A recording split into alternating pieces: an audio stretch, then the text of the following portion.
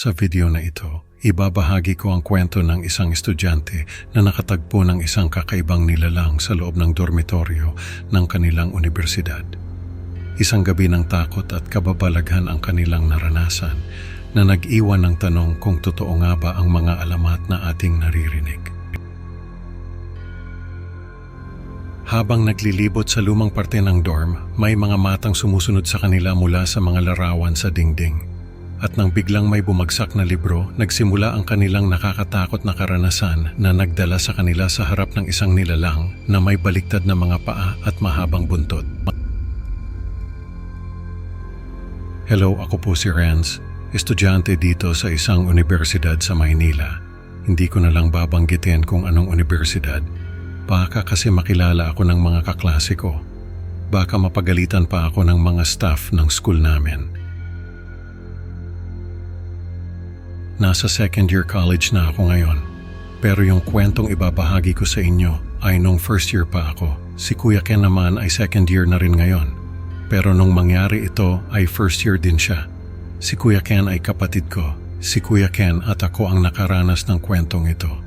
Kaya tinatawag ko siya na kuya kasi mas matanda siya sa akin ng 1 taon.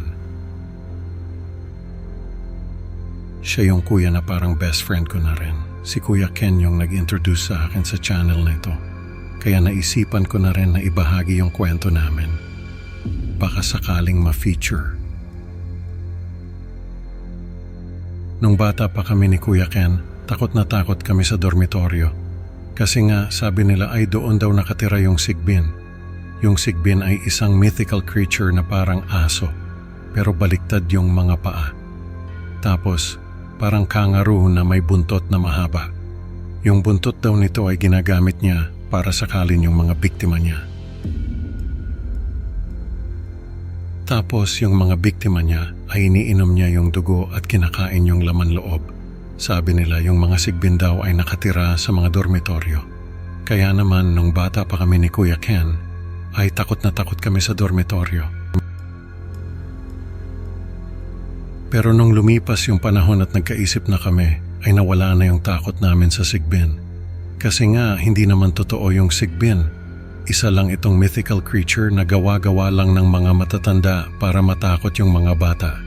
Pero nung first year college ako, ay napatunayan ko na totoo pala yung Sigbin. Nag-overnight kami ni Kuya Ken sa dormitoryo ng universidad namin. Kasama namin yung isa pa naming kaibigan na si Miko. Si Miko ay kaklase ni Kuya Ken. May project kasi sila na kailangan tapusin, kaya nag-overnight sila sa dorm. Sumama na rin ako kasi wala naman akong gagawin sa bahay. Tapos, si Miko ay may crush sa akin. Kaya naman, pinilit niya ako na sumama sa kanila. Sabi niya, siya na raw ang bahala sa pagkain namin. Siyempre sumama na ako. Libre na nga yung pagkain, may kasama pa kaming gwapong lalaki. Nung nasa dorm na kami, ay naglibot kami sa buong dorm. Nakarating kami sa isang lumang parte ng dorm na hindi na ginagamit.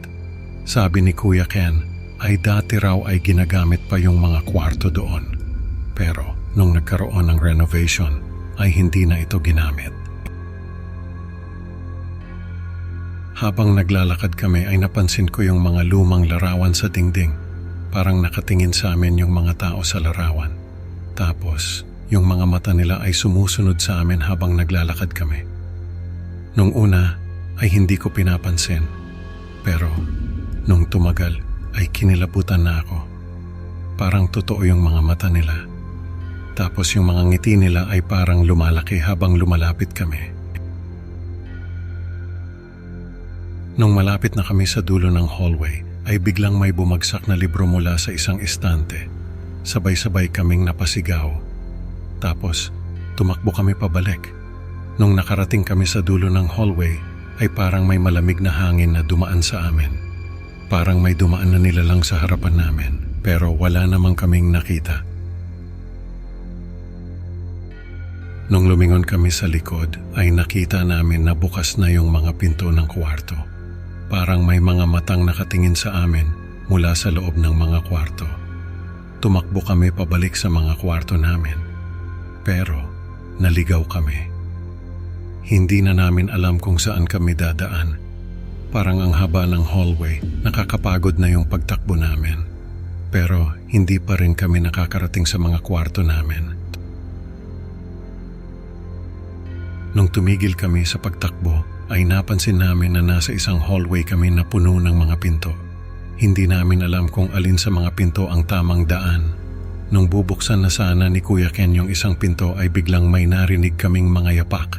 Parang may humahabol sa amin, nagsimula kaming magtakbuhan ulit. Pero parang mas lumalapit yung yapak. Nung lumingon kami sa likod ay nakita namin na may isang nilalang na humahabol sa amin. Hindi ko na nakita yung mukha niya, pero nakita ko yung buntot niya na mahaba, parang buntot ng kangaroo. Tapos, yung mga paa niya ay baliktad, parang paa ng aso. Sigbin yung humahabol sa amin. Tumakbo kami ng mas mabilis, pero parang mas lumalapit yung yapak ng sigbin. Nung nakarating kami sa dulo ng hallway, ay nakita namin yung mga kwarto namin. Pumasok kami doon at nagkulong. Kinabukasan ay nagkuwento kami sa mga dorm staff tungkol sa nangyari. Pero hindi nila kami pinaniwalaan. Sabi nila ay baka nananaginip lang daw kami. Pero may ebidensya kami. Nung naglalakad kami sa lumang parte ng dorm ay nagpicture kami ni Kuya Ken. Nung pinakita namin yung litrato sa mga staff ay tinawanan lang nila kami. Baka raw may sira lang yung camera namin. Pero nung pina-enhance namin yung litrato ay nakita namin yung buntot ng sigbin na nakasabit sa kisame. Napaatras kami sa nakita namin. Hindi kami makapaniwala na totoo pala yung sigbin. Nung gabing yon ay nakaligtas kami ni Kuya Ken sa sigbin. Pero si Miko ay hindi nakaligtas. Kinabukasan ay natagpuan na lang siya sa isang bakanteng lote malapit sa dorm. Patay na siya. Wala na siyang dugo at laman loob. Sabi ng mga pulis ay baka raw natagpuan ng sigbin si Miko. Kaya yun ang nangyari sa kanya. Nung kumalat yung balita ay nagsimula na yung mga usap-usapan sa buong universidad na may sigbin nga raw sa dorm. Kaya yung mga estudyante ay natatakot na mag-overnight sa dorm. Ang kwentong ito ay nagpapaalala na hindi lahat ng alamat ay katang-isip lamang. Salamat sa pakikinig, mga ka-creepy Pinoy. Huwag kalimutang mag-like at mag-subscribe para sa mas marami pang nakakatakot na kwento. Hanggang sa susunod na upload, mga kaibigan. Tandaan, huwag mag-overnight sa dormitoryo kung ayaw niyong makatagpo ng sigbin. Paalam at ingat lagi.